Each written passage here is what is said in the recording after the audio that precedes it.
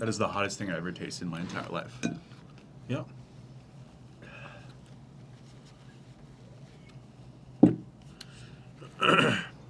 Holy cow. What is the biggest risk you've taken, and did it work out? Ooh. The risk was... Hope you're not lactose intolerant. I am. Anyways, this is the biggest risk. Okay, yeah.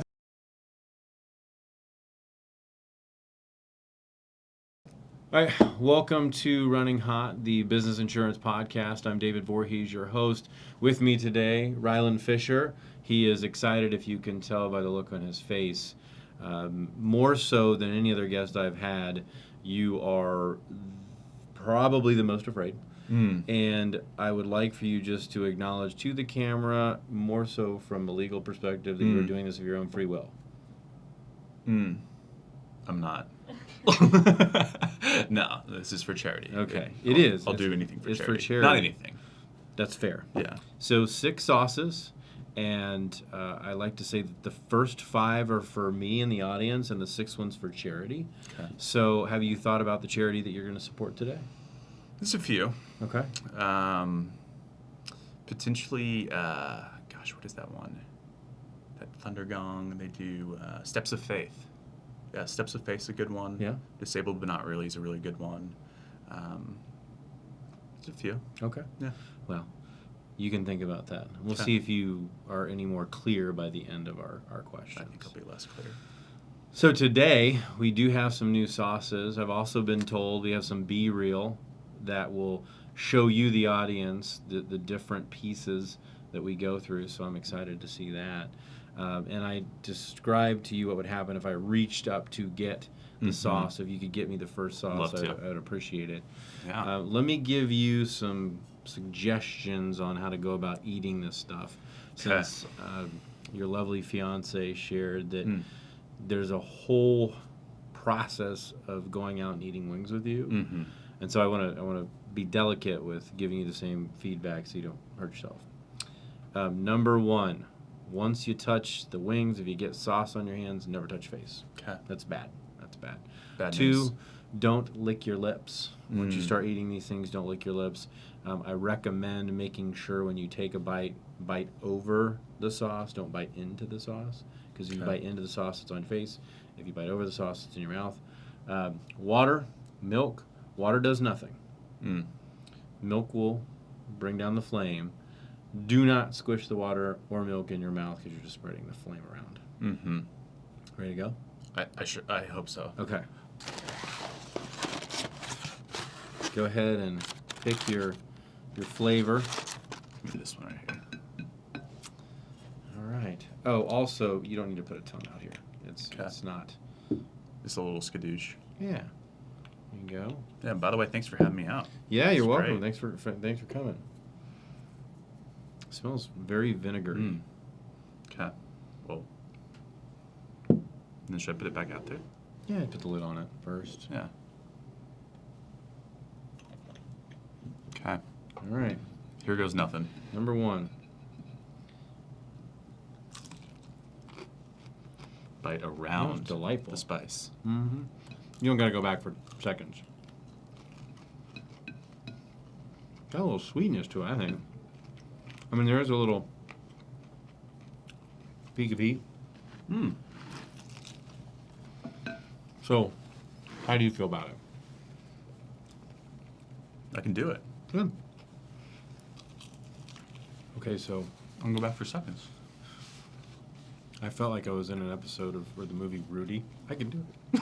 You're so happy with yourself. I didn't even think I'd make it past phase 1. So, at a younger age, I wouldn't say you're young, but at a younger age, you've had a lot of life experiences in your career already. Sure. One of them was a background in music. That's right. So, how did you get into music?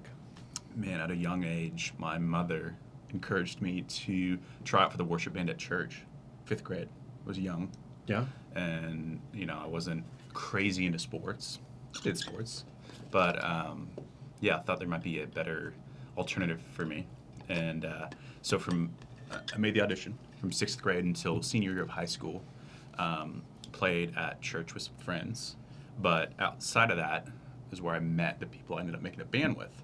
That was 8th grade. I think we formed it.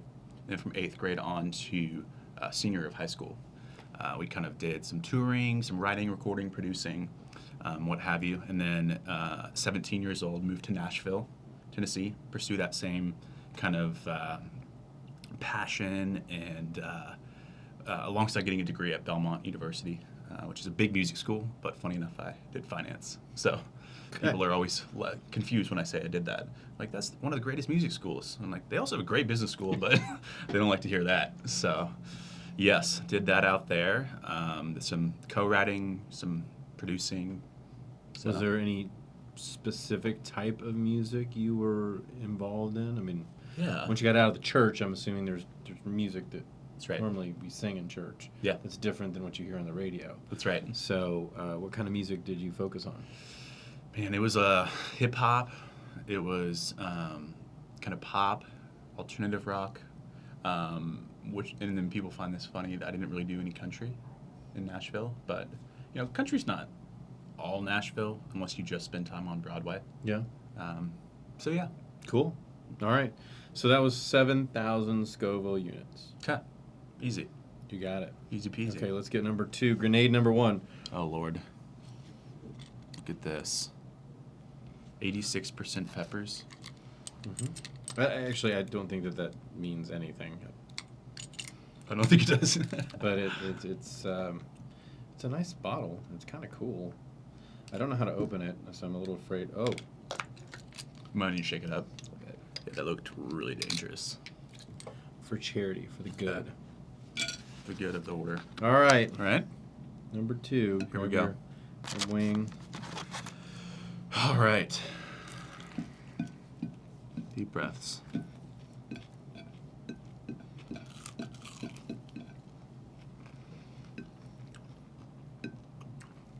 Zip. He's mixing the sauces. I'm doing it, Lex. Look at this. I mean, you are like I'm crushing proving it to yourself.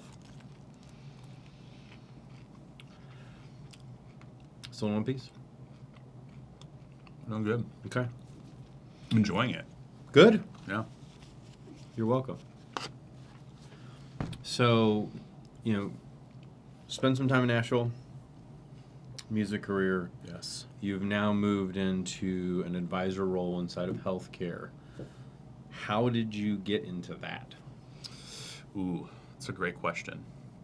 I was heavily encouraged by some friends of the family to not go immediately out of college to work with family, close friends that you almost consider family, things of that nature. So to kind of go off on your own path, pave your own way, right? So I did that, and that involved cold calling for about 2.5, 3 years. I was good at it, but I hated it. Like, it was not, like, if I had to come home every day after that and that was my life, it would be a pretty horrible existence. Be but hard. Yeah. So I did that, pushed through, found out I was good at doing selling through a phone, but also realized I prefer this more. Yeah. In person, meeting with people, building relationships, this, that, everything else. So I'm actually at a Royals game and meet one of the partners at Cornerstone, and we get to talking, and I'm like, yeah, this is what I like to do. This is what I'm good at. He's like, yeah, sounds like you're not in the right role. And I was like, yeah, that's correct. So anyways, he reaches out to my dad that Monday after the Royals game, asks him to go to lunch. I'm like, it's always about my dad. Always about him. Well, come to find out, he's actually asking my dad permission to ask me to go to lunch to talk about a job opportunity. So him and I meet up once, twice, 3 times, and I'm like, this is it. This is the career path for me. Like, this sounds amazing, right? And you go to these places, these jobs, and then you get oversold. Right. 99 times out of 100. This was not the case. I get in there, and it is the career path for me. And it has been absolutely incredible getting to know people, getting to know the industry, and just hopefully being one of the small few that actually make it. I got stuck on the he took your dad to lunch to ask permission. It was almost like he was asking if he could marry you. Yeah, I had to tell him I was taken. That's fair. Yeah. It's so great. That's a wonderful story, and I can only imagine how your dad responded at lunch, because he's actually been a guest on the show. Yes. Yeah. Yeah. The dude with the gray hair. He was scared too. Not as scared as you were. Yeah. But you're doing it. So. But this is Hoo-ah. jalapeno. Your Love dad that. would probably like this. Yeah. Oh, wait. Although the consistency so far beneath the lid looks to be a little bit more runny, It does, doesn't it? we will... Nope. Not more runny. They must be all peppers. It is 86%. Yeah. All right, so this one is 15,000 Scoville. So we've come from 7 to 15. Okay, so we've over doubled. All right, Matt? Yeah. This one is better, but I'll be interested to see if you think there's a little zip. Oh, felt in my eye. That one's good. Now that one has a kick. Okay. So it's all uphill from here. Now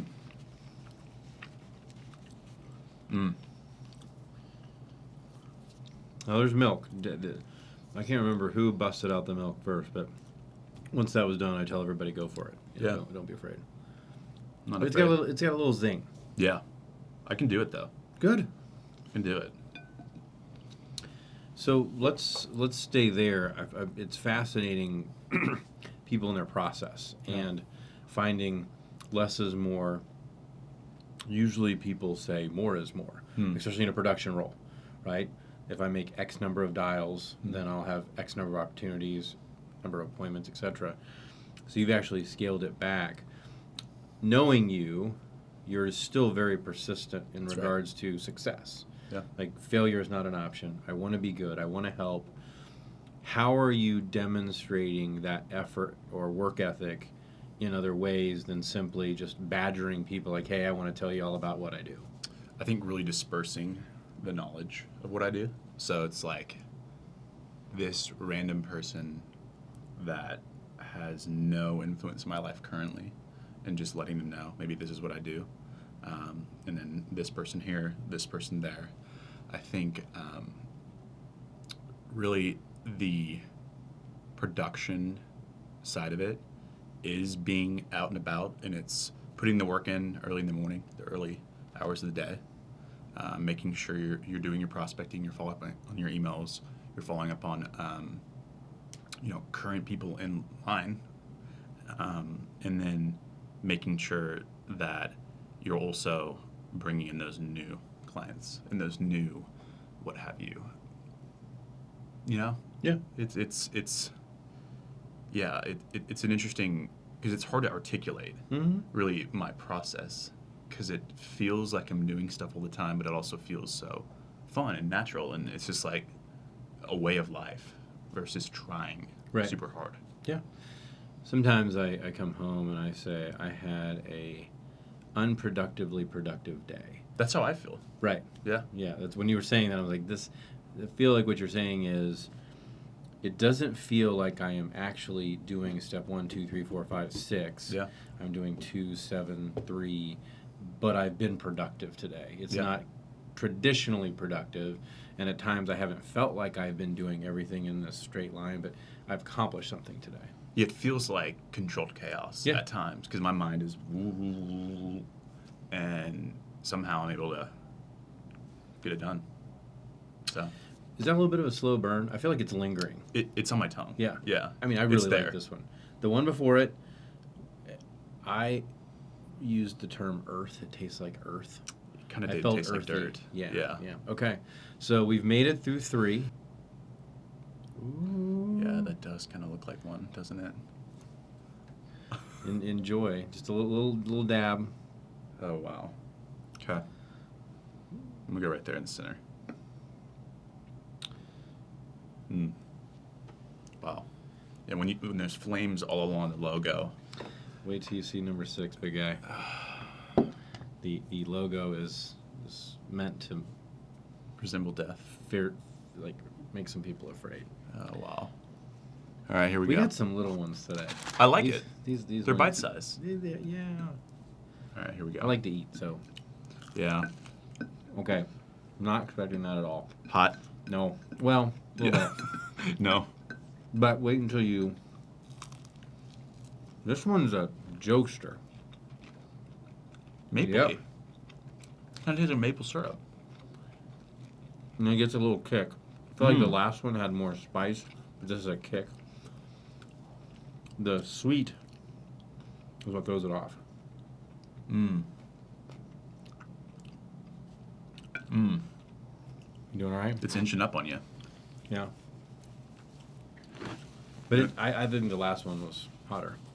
Yeah, I'm not going to have the second bite. I'm not doing it. Be smart. Listen, Harry Campbell came on the show. Harry crushed it. He was going in for 2, and I'm like, you need to stop. Yeah. You need to hold yourself back. Let's get through this. Lexi and I saw him in the airport in Miami? Or no, where was that? It was in the middle of Washington, D.C. Really? And I was like, Harry, what are you doing here? He was just sitting there enjoying his lunch in the airport. So random. He is a incredibly wise and genuine person. He is. We have some really cool people in the city, and if you think about people who have really been known for accomplishing a lot of great things, that they're willing to have a kind heart and talk to you. Yeah. You were talking about your process and being available and just doing a lot, but not seemingly like you're rushing through every door.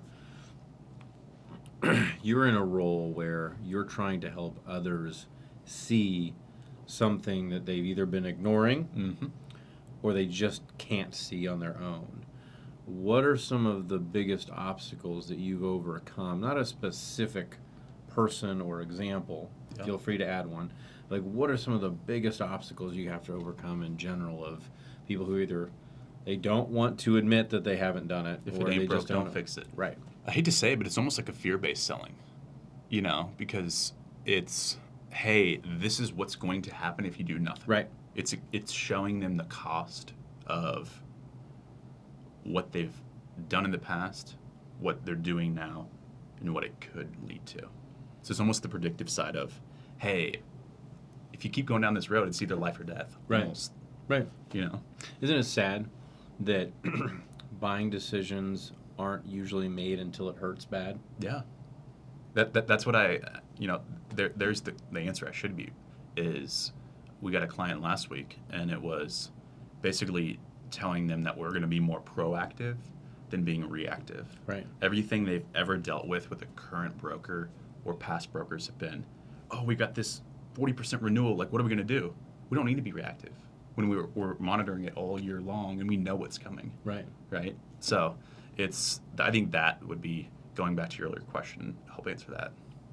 Yeah. So, I spent 20 years in HR, and I've served a lot of very bright and brilliant people. Yeah. You know who you are. I've also worked for some idiots. Kidding. I'm not. But I had someone in the office last week, and they have built and sold several billion-dollar companies, and today net worth over $1 billion. Yeah. And we were talking about captives, and first of all, I had to explain what captives were, which is not uncommon. Yeah. But what was fascinating is we both started chuckling, going, I basically said yes to whatever somebody put in front of me because I didn't want to focus on it, because I didn't understand it, and I didn't want to sound stupid. You don't want to mess with it. And I said, you do realize what you have accomplished in your life. Nearly everybody in this country would switch places with you just like this, and you admitted the fact that you had no idea, you were over your skis, and you just put your head in the sand. He goes, yep, pretty much. And I thought to myself, you have a brilliant person that is afraid of something that is really not as challenging as I think people make it out to be, but it is something you have to spend time to understand, and you do need people who have the expertise and the understanding and are willing to be a partner. Right? And I say that very intentionally because we all in this industry sound very similar. Yeah. We all trade on trust. We all trade on our ability to, beat back X renewal. That's right. We get to overcome X claim. and there's probably 10% of people that actually do it, while 90% of the people sound exactly like the 10. And as a customer, you have no idea how to decipher the difference between the two. Trust-based selling. It's crazy. I heard it put that way. I like that. It is crazy. All right. Cool. Supernatural sauce. Mm. Again, all these are new except for the last one, so I'm pretty excited. He shakes them all up so it gets the spice all evened out. But you've been through 4. Been through 4. I just need to get through 2 more, right? I'm not going to tell you the Scoville on this one. And this is very runny. Oh. But I can smell the heat. As you're pouring it? Mm-hmm. Okay. We're not going to pause for station identification. We're going to pause for resuscitation. So. Wow. I think it got on my finger. Okay. I'm so excited. I feel like I saw on the notes earlier that it was in the 100,000s. Is that Correct. okay? That's affirmative. Okay. And we're into wings, so you gotta change your strategy. Lord, here we go.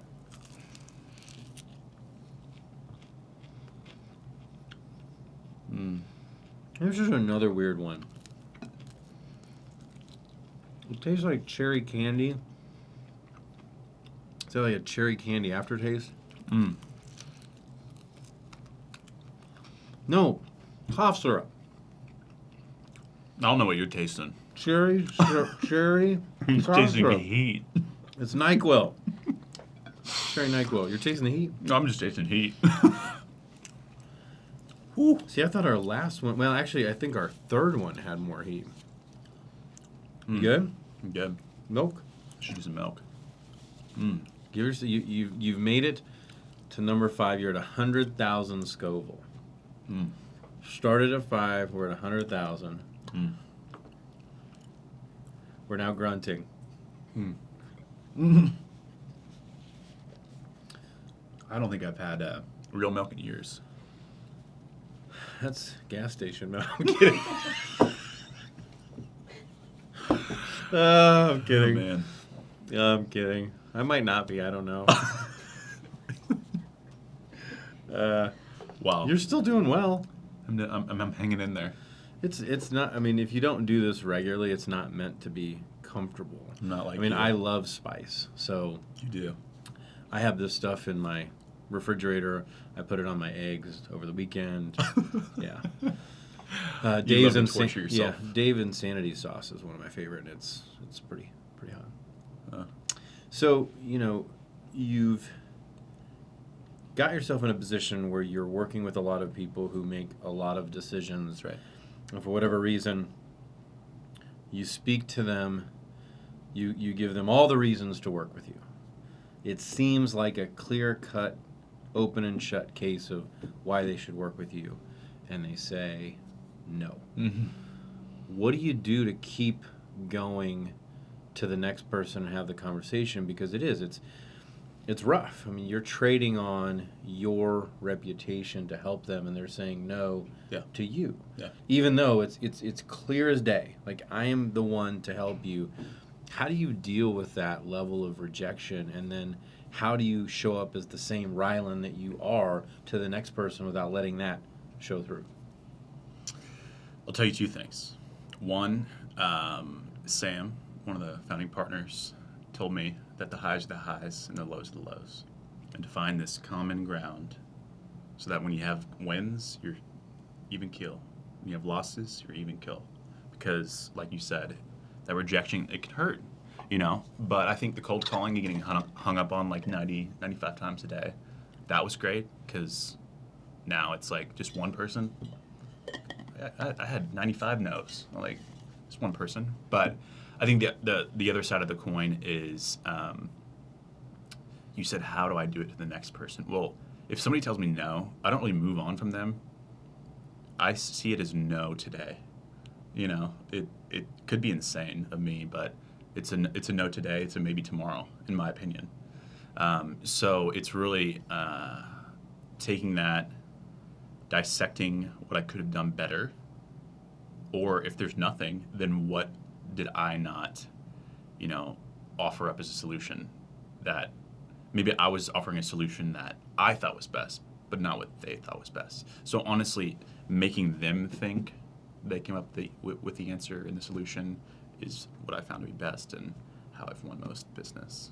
No, it makes sense. And, it's, my wife asks me at least once a week why I do what I do. Like, why do you keep doing it? And we have these great lunch discussions here. I am so beyond thankful for the discussions we have at lunch because everything from high quality conversation to low quality tabloid to what's going on in the country, and everybody's got their own opinions. But Morgan, who's our head of marketing, said something the other day, and it hit me in the face how this was so obvious and I didn't see it. And I'm saying it's a little bit different, but it's the point is when somebody needs to action something, and we're all working in teams, True Captive, Cornerstone, we aren't the answer to everything. We are a part of the solution. We are part of a team that works together to serve our customers. But, we've become so concerned with being tasked with the mistake that there's a paranoia of being tasked with having the solution. It's your responsibility to drive for a solution. And so people just get away from it as far as they can. They're like, okay, well, gosh, this needs to get done, but I don't want to be saddled with the responsibility of getting it done, so I'm just not going to do it. Or I'm going to point my finger and blame somebody else. It's crippling. It was so obvious to me, but it's probably the thing that wakes me up in the morning every day and gets me in my car, and I want to run into this office as fast as I can and get working, because the cost or the collateral damage of not actioning a solution is somebody not getting a treatment that they need. That's right. Somebody not having somebody listen to their problem and feel like they matter. Yeah. Somebody not being able to get their child medication. Yeah. Fill in the blank. And to me, actioning a resolution is what drives me, because I remember what it's like to be on the other side, not having somebody willing to listen, or somebody willing to spend a couple extra minutes to help me with what have you. And those are the moments that matter. Those are the moments that are important. So when you were talking about riding that level playing field and just trying to make sure that I'm not getting too high, I'm not getting too low, it's not really a no, it's just not a no right now. It made me think about that they're not saying yes because they don't want to be saddled with responsibility, right? Having the solution that they've had for 10 years that's worked marginally, the indecision is just, I don't want to be saddled with the decision of moving forward. That's right. All right, well, we have made it to number 6. How you feeling? Good. Okay. You've made it to 100,000 to go, Phil. I'm surprised. I'm not. I knew you'd be fine. I really did enjoy how scared you were. I don't know what that says about me, and I'm not interested. Don't put any comments about what it says about me. But this one's it. There's the picture for you. Do I have to touch it? No. Okay. Wow. I realize that this is barbecue sauce and not blood. Initially when I saw this, I thought this was blood, but it's barbecue sauce. Oh, so this is the big one. This is for charity. You made it. You were hoping I didn't make it. No. Oh wait, I need to leave. So just a little bit, little dab. Just push your wings. There you go. Get out of the way. I wonder if it has anything to do with how dark it is. This is the darkest one. Dark and thick. Dark and thick. That is, which is what was odd about the last one. These sauces all have different personalities. The best way to call it, right? Okay, so just a dab, just a little dip. You don't need to be Iron Man here. Okay. That's not a little dip. Well, I don't have to. It'd be interesting to have to step up on this one, because 5, I'm just going to get you. Oh my God.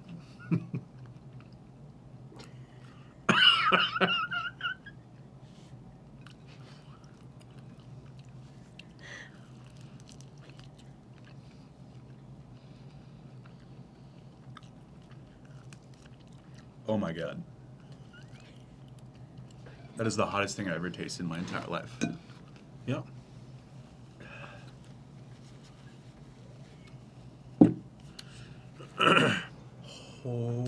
Holy cow. So what happens when you put the bomb in front of the Death Nectar is the step up is not a problem. Whew. This one is. That one got me. That's some heat, man. That's some heat. Just stay with the milk. It'll last for about 2.5 minutes. I thought you were going to say hours. The tip No. of my tongue is like, yeah.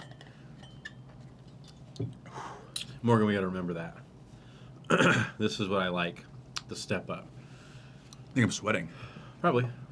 Whew. Hair's starting to fall out. Mm-hmm. I don't make that joke lightly because I love my hair. I don't want it to fall out. But this is what I game for, because when 5 doesn't do it, you don't get it. So when I did Pepper X with your dad, we had done 5 to bomb, 6 Death Nectar. We did 7 as Pepper X. It wasn't as hot because we were already there. This will last. This will stay with you. Was the one you did with my dad hotter? The Pepper X, yes. But I promise you, if we did it, it wouldn't kill you because you're already here. Well, this one's no joke. I found that. Oh my god, it's like pain. Mm-hmm. Once you get here, it's kind of all the same. It's hot.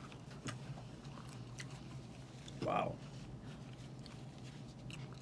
But you did it. Made it a 6. Unbelievable. It's like you just climbed a mountain. Mm. You just hit the big shot. You just played the note.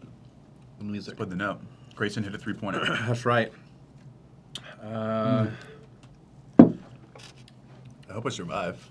I think you will. Ooh. So I kept asking the same question, and I love the question, but people couldn't come up with a really good answer. And it was, this is 335,000 Scoville. Sure feels like it. It was, what's one goofy ritual or something that you do before getting ready for, big game, big meeting, whatever. And no one had a good answer except one person. So we stopped it. Morgan came up with this question cup. But there are so many questions in there. I found that the one that I didn't want to get asked always got picked. So I picked some and then I started asking. Okay. All right. Can I have some of your milk? Yeah. That's a first. I never had anybody go through a full glass and then go into mine. Not that it'll make any difference to you, but I have never had a single drink of milk in my entire career of this. I've seen these episodes. I knew you could spare one. Yeah. A sip or two. Yeah. But I don't want you to think that I'm not sitting here thinking this isn't hot. It is. I mean, no question. The one chip challenge, that was hot. It was gross. Sorry. I love food, and I was walking into that thinking it was the spiciest of spicy Doritos. It was like tasting cardboard that was crunchy, that was super spicy. It was spicy, no question. But anyway, if your life had a theme song, what would it be?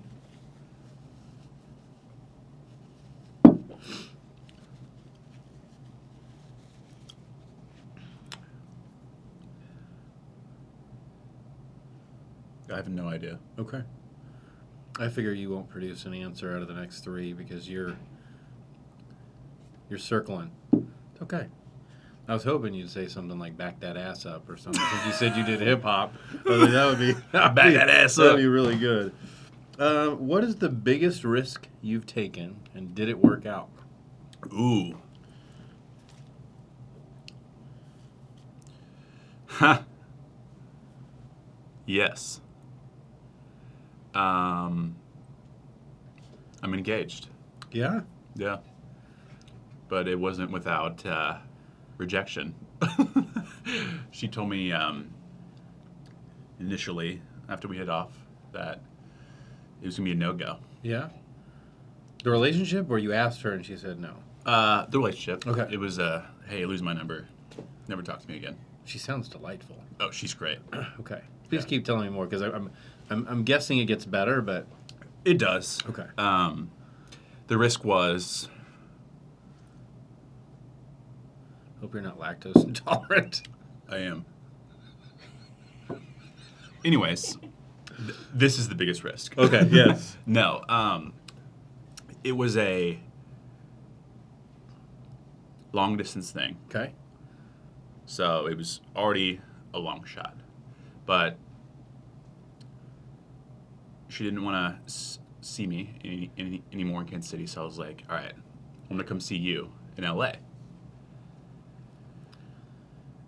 And she was like, okay, you're crazy, but sure. And went out there, hit it off, had a great week. By the end of the week, I was like, this is too good to pass up. Let's try and make this thing work. And started dating, long distance for about a year. Worked out, we're engaged, we're getting married in October. I think that was the biggest risk I've ever taken. Awesome. Was taking that trip out to LA, knowing that it could utterly blow up in my face. Yeah. So when you asked, was there like, did you build yourself up? Was there always an element that she could say no? Yeah, but I was like, Yeah. hey, Yeah. you know, if you don't like me, I'll leave it alone. But I think you'll like me. My wife thinks it's ridiculous that I was nervous about asking her. She's like, I couldn't wait. It's like, yeah, but you still could say no. Yeah. And I'd be on my knee, crushed. But it's tough. It's tough. Any proposal, she was going to say yes, but it was the most nervous I ever was. Yeah. Outside of today. You were. I mean, we talked about it in the office, just so we're clear. We talked about your level of nervousness. It was pretty high. Yeah. It was entertaining. My tongue's still on fire. Yeah, should be. Okay. But the initial heat wave should be gone. You should be now dealing with like the after heat. Like it's just there, smoldering. It is. Yeah. Yeah. Yeah. It's like a forest fire that doesn't go out. I'll ask one more. I feel like people know that. Don't want to get too deep on 6. What's one thing about you that other people would be surprised to learn about you? Ooh. Deep or not deep? We have creative liberty. You go wherever you want to go.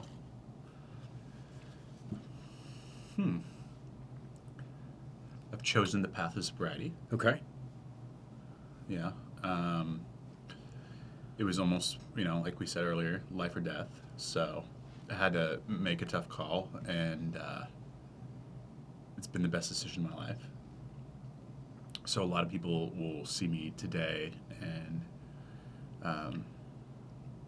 I've got this new conviction and confidence and the way you carry yourself, and they're like, oh, he's got to be drinking. He's got to be, doing drugs. And like, no, it's complete just hyperfixation on winning and wanting to be successful. Yeah. Nowadays. Wasn't 4 years ago, but now it is 4 years later. You had said something earlier about before you started being an advisor, you had friends who had advised you not to work with people who were in your family or friends. And Right out of college, yeah. Yeah, I came back to this thought because I love advice. I love it. And I can't tell you how much advice I've gotten and how much advice I've given. Right. But what I'm so fascinated by advice givers is how convicted they are in the advice being the gospel. Totally. You have to do this. That's right. And I always liken it back to becoming a first-time parent. It's terrifying. Like, you're so excited. You can't wait to do it. It's the most wonderful gift you can have. But am I going to be a good parent? Oh, I'm going to mess this child up. I can't get to work on it. Yeah, but people give you advice like it's you absolutely have to hold your child upside down at 11:33 p.m. Because if you do that, they will come out all right. That's right. If it's 11:32, you've ruined your child forever. Yeah. That's the level of stuff. They're And gone. so when you were saying that about that friend earlier, I was like, but man, I'm sure that there are great stories of friends going to work together from the very beginning, and I'm sure there are many stories of people going to work with friends that have absolutely landed in disaster. Yeah. So it's about what helps you be the best version of you. It's very cliche, but you were talking about choosing sobriety. For some, that's an absolute mandatory must. It's a life-changing event.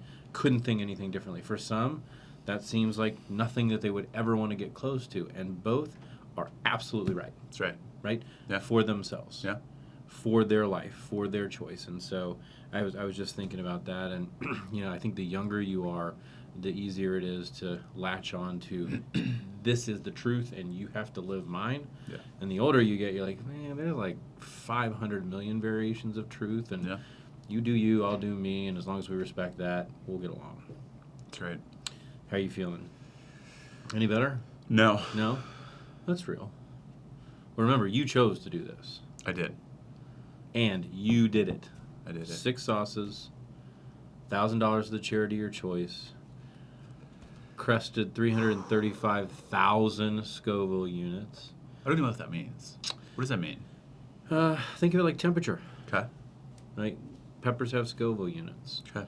So that's beyond hot. Uh-huh. 335. Like that is not the hottest of hot. Like what your father and I did with Pepper X was well over 1 million. Some say some of those peppers are 2 million. Wow. But like I said, there is not a huge step up between 335 and 1 million. From my seat, Yeah.